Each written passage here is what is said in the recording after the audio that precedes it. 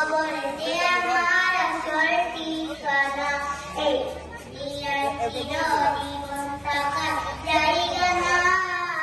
অন্ধকার কবর যে আমার আসল ঠিকানা, ও ভাই বুঝব তখন নবীর বিনে আপন কেউ নয়।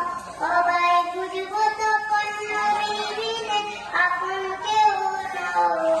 আমার মরণ আসিবে কখন কেউ তো জানে না, কখনো যে মা বাবাকে দেখা যাবে না, যাকে তিনি হলেন